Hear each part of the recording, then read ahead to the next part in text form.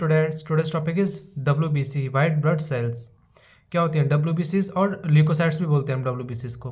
Leukocytes are the colourless and nucleated formed element of blood. क्या होती हैं? Colourless होती है और न्यूक्लिएटेड होती हैं WBCs और ल्यूकोसाइट्स, ठीक है। Compared to RBCs the WBCs are larger in size and lesser in number. यानी कि RBC के कंपेरिजन में WBC जो होती हैं वो क्या होती है? लार्जर होती हैं साइज में और नंबर्स में कम होती हैं।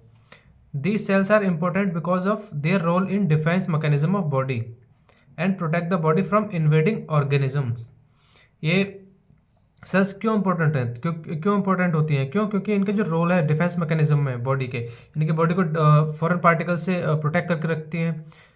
और जो भी ऑर्गेनिज्म होता है हमारी बॉडी में, फॉरेन पार्टिकल्स उसे मैक्रोफेज के थ्रू ख़त्म कर देते हैं, डिस्ट्रॉय कर देती हैं।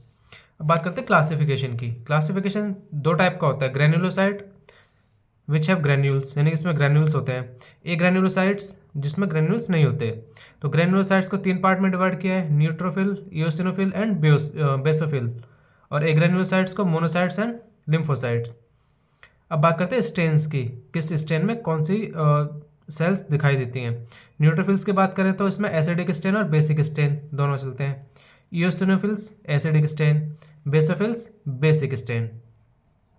अब बात करते हैं मॉर्फोलॉजी की। मॉर्फोलॉजी कैसी होती है? न्यूट्रोफिल्स की बात करते हैं। फर्स्टली लाइफ स्पेन कितना होता है? 2 to 5 days.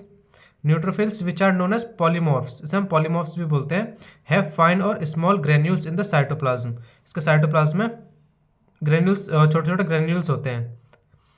The granules take acidic and basic stain, इसे लेशमैन स्टेन्स भी बोलते हैं, ठीक है। इसमें एसिडिक और बेसिक दोनों स्टेन होते हैं।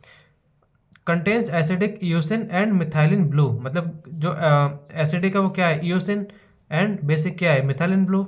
The granules appear violet. मैं आपको डायग्राम में दिखाता हूँ, ये रहा आपका डायग्राम, ये इस तरीके का। Fine granules with eosin and methylene blue stand. ये हल्का पर्पल पर्पल डॉट्स दिख रहे होंगे आपको, ये होते हैं आपके ग्रेन्यूल्स। और ये क्या हो गया आपका? न्यूक्लियस। क्या होता है? मल्टीलोब होता है। इसमें ये हो गए 1 2 3, ये 3 लोब हो गए, तो इसे बोलते हैं multilobe. Nucleus is multilobed. Number of lobes in the nucleus depends upon the age of the cell. इस सेल की एज पे डिपेंड करता है, मल्टीलोब्ड होते हैं। Younger cells nucleus is not lobed. अगर सेल यंगर है तो न्यूक्लियस में लोब्स नहीं होंगे। Older cells nucleus has 2 to 5 lobes, मतलब कि अगर कोई सेल ज़्यादा पुरानी है तो उसके जो न्यूक्लियस में कितने होंगे? 2 to 5 लोब्स होंगे। Neutrophils are amoeboid in nature, यानी किसी भी स्ट्रक्चर में आ जाती हैं, इसे हम अमीबॉइड नेचर बोलते हैं। डायमीटर कितना था? 10 to 12 माइक्रोन। सेकेंड, इओसिनोफिल, इसकी कितनी होती है? 7 to 12 डेज होती है life span. It has larger granules in the cytoplasm which stain pink और रेड विद इओसिन, यानी कि इसमें क्या होता है? ग्रेन्यूल्स लार्जर होते हैं साइटोप्लाज्म में। स्टेन कैसा होता है? पिंक होता है, इस तरीके का। देखो ये आपको दिख रहा होगा, सारा स्टेन पिंक की शैल का सा। इसमें न्यूक्लियस कैसा होता है? बाइलोब्ड या फिर स्पेक्टिकली, चश्मे का भी शेप बन जाता है इस तरीके से। डायमीटर कितना है? 10 to 12 micron, 10 to 14 micron. Next आपका बेसोफिल्स। बेसोफिल का लाइफ स्पेन कितना होता है? 12 to 15 days. It also have large granules in the cytoplasm. इसके पास भी साइटोप्लाज्म में लार्ज ग्रेन्यूल्स होते हैं इस तरीके से। किस granules stain purple blue with methylene blue. Methylene blue से इसका जो स्टेन है वो पर्पल ब्लू हो जाता है, ब्लू कलर में अपीयरेंस जो होता है इसका। न्यूक्लियस इज बाइलोब्ड, ये इस तरीके के स्ट्रक्चर होते हैं, बट ये स्पेक्टिकल शेप नहीं होती, ये बाइलोब्ड बोलेंगे इसे। डायमीटर कितना होता है? 8 to 10 माइक्रोन। नेक्स्ट हम बात करते हैं ए ग्रेन्युलोसाइट्स की, जिसमें ग्रेन्यूल्स नहीं होते, यानी कि मोनोसाइट और लिम्फोसाइट। मोनोसाइट के लाइफ स्पेन कितनी होती है? 2 to 5 days. Monocytes are the largest leucocyte with diameter 14 to 18 micron, यानी कि जो सबसे लार्जेस्ट जो ल्यूकोसाइट्स होती हैं उसमें मोनोसाइट सबसे लार्जेस्ट होती है, ठीक है। इसका डायमीटर कितना होता है? 14 to 18 micron. The cytoplasm is clear without granules, यानी जो साइटोप्लाज्म होता है क्लियर दिखाई देता है। देखो ये आपका, इसमें कोई भी ग्रेन्यूल्स नहीं है। Nucleus is round, Oval and horse shoe shape, bean shape और किडनी शेप। इस तरीके का ये सारे स्ट्रक्चर, ये है ये सारा न्यूक्लियस इस तरीके का होता है। जैसे किडनी शेप भी बोल सकते हैं, बीन शेप भी, या हॉर्स शू शेप बोल सकते हैं, ओवल बोल सकते हैं, राउंड भी बोल सकते हैं। नेक्स्ट आता है आपका लिम्फोसाइट्स। इसका लाइफ स्पेन कितना होता है? 1/2 to 1 day. Lymphocytes also do not have granules in the cytoplasm, इसके भी साइटोप्लाज्म में कोई भी ग्रेन्यूल्स नहीं होता। इस तरीके से देखो आपको दिखाई दे रहा होगा ये। Nucleus is oval, bean shaped और kidney shaped, same as above. इस तरीके से हो गया न्यूक्लियस, इसे कैसे भी स्ट्रक्चर बन सकती है इसकी। Nucleus occupies the whole of the cytoplasm, mainly जो न्यूक्लियस होता है इसमें बहुत लार्जर न्यूक्लियस होता है जो सारा साइटोप्लाज्म के स्पेस को कवर कर लेता है। अब बात करते हैं फंक्शन की। Depending upon the function lymphocytes are divided into two types, T lymphocyte and B lymphocyte. T lymphocyte cells concern with cellular immunity, ये हमारी बॉडी के सेल्युलर इम्यूनिटी में काम आती है। और बी लिम्फोसाइट्स किस में आती है? ह्यूमरल इम्यूनिटी में। टोटल WBC काउंट कितना होता है? 4000 to 11000 पर क्यूबिक मिलीमीटर ऑफ ब्लड। अब बात करते हैं डिफरेंशियल ब्लड काउंट की। ये आपको परसेंटेज हमेशा याद रखनी है। न्यूट्रोफिल्स की कितनी होती है percentage? 50 to 70%। इयोसिनोफिल 2 to 4%, basophil 0 to 1%, monocytes 2 to 6%, lymphocytes 20 to 30%। अब बात करते हैं वेरिएशन की। Variation in WBC count. अगर ल्यूकोसाइटोसिस है तो it is the increase in total WBC count. Leucopenia है तो पीनिया का मतलब क्या होता है? Decrease. Leucopenia is the decrease in total WBC count, generally used for pathological conditions only. Okay, अब यहाँ आता है granulocytosis. It is the abnormal increase in the number. Granulocytopenia, abnormal reduction. Agranulocytopenia, it is the acute pathological condition characterized by absolute lack of granulocytes। I hope कि सबको समझ में आए होंगे सारे टर्म्स, एब्रीविएशंस। फर्स्टली हम बात करेंगे फिजियोलॉजिकल वेरिएशन की। फिजियोलॉजिकल वेरिएशन काफ़ी चीज़ों पर डिपेंड करती है, जैसे age, sex, diurnal variation, exercise, sleep, emotional condition, pregnancy, menstruation, parturition. तो फर्स्टली हम एज से शुरू करते हैं। इन इन्फेंट्स कितना होता है WBC काउंट? 20,000 पर क्यूबिक मिलीमीटर। चिल्ड्रंस में 10,000 to 15,000 पर क्यूबिक मिलीमीटर। एडल्ट्स में 4,000 to 11,000 पर क्यूबिक मिलीमीटर। सेक्स के अकॉर्डिंग बात करते हैं। सेक्स के slightly more in males than in females, यानी मेल्स में थोड़ा सा ज़्यादा होता है फीमेल्स के कंपैरिजन में। Diurnal variation, minimum in early morning and maximum in afternoon, इसका भी इफेक्ट पड़ता है बॉडी पे। एक्सरसाइज करोगे तो इंक्रीज हो जाएगा WBC काउंट। सोते टाइम डिक्रीज हो जाएगा। इमोशनल कंडीशन के टाइम पे भी इंक्रीज होगा। प्रेगनेंसी के टाइम पे इंक्रीज होगा। मेंस्ट्रुएशन के टाइम पे इंक्रीज होगा एंड पार्चुरेशन के टाइम पे भी इंक्रीज होगा। अब बात करते हैं पैथोलॉजिकल वेरिएशन की, पैथोजेनेसिस की इसके। Firstly leucocytosis. अभी आपको बताया था टर्म एब्रीविएशन क्या था? साइटोसिस आ रहा तो इंक्रीज होगा और पीनिया आएगा तो डिक्रीज होगा। Increase, it is increase in total leucocyte count. Condition क्या क्या हो सकती है? इन्फेक्शन हो सकती है, एलर्जी हो सकती है, common cold, tuberculosis, glandular fever. Next आपका leukopenia, decrease in total WBC count. किन कंडीशंस में हो सकता है? Cirrhosis of liver, thyroid and parathyroid, viral infection, pernicious anaemia. Next heading है ल्यूकीमिया। ल्यूकीमिया क्या होता है? It is abnormal and uncontrolled increase in leukocyte count. Leukaemia क्या होता है? एबनॉर्मल और अनकंट्रोल्ड सेल इंक्रीमेंट होता है मोर देन 1 लाख पर cubic millimetre. It is also called blood cancer, इसे हम ब्लड कैंसर भी कहते हैं। अब वेरिएशन की बात करते हैं। Variation in differential leucocyte count.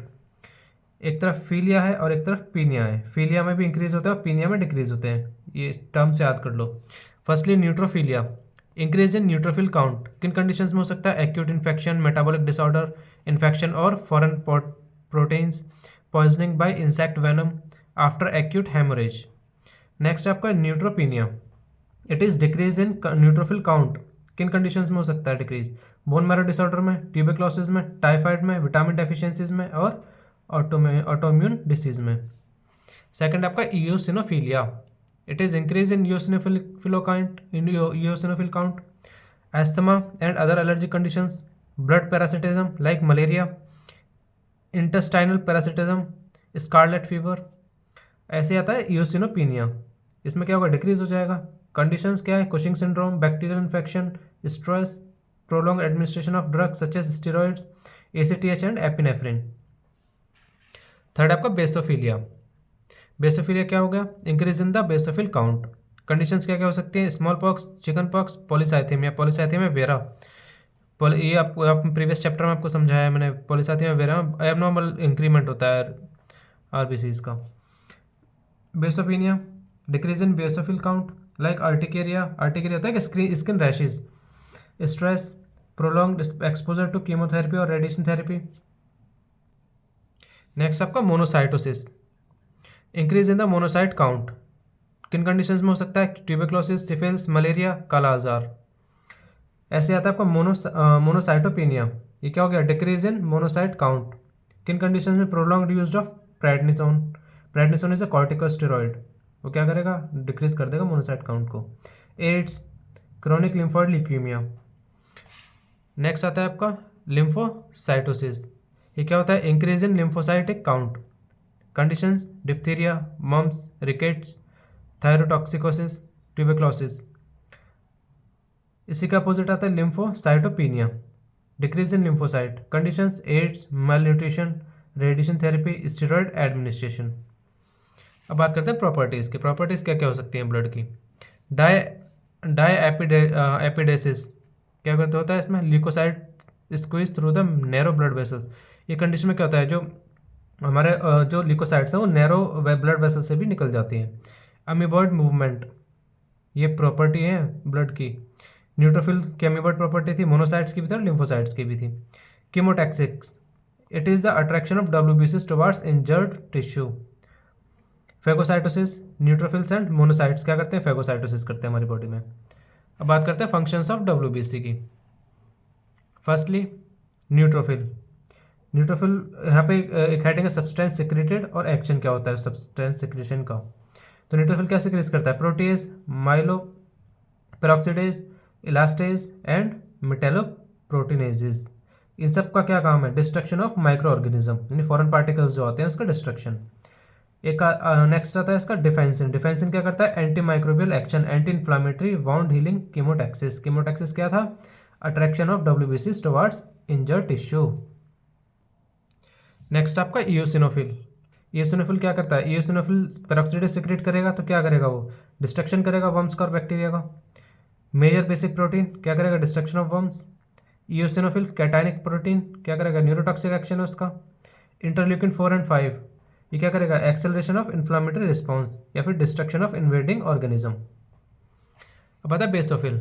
Basophil क्या क्या सिक्रेट करता है? हेपेरिन। हेपेरिन क्या करेगा? Prevention of intravascular blood clotting, ठीक है। हिस्टामिन, ब्रैडिकाइनिन और सेरोटोनिन, इनका एक ही वर्क फंक्शन होता है, production of acute hyper sensitivity reactions, यानी किसी भी तरह की एलर्जी ये कॉज करते हैं। प्रोटीएज एंड माइलोपेरोक्सिडेज ये क्या करते हैं? Destruction of micro organisms.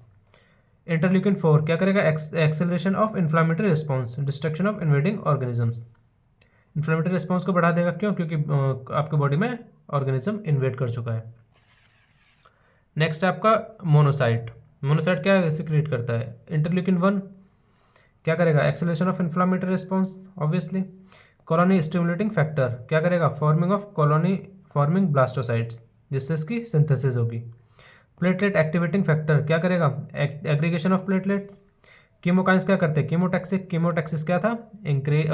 Attraction of WBCs towards injured area. अब बात करते हैं टी लिम्फोसाइट्स की। टी लिम्फोसाइट क्या सिक्रेट करते हैं? लाइसोसोमल एंजाइम, वो क्या करेंगे? Destruction of invading organisms.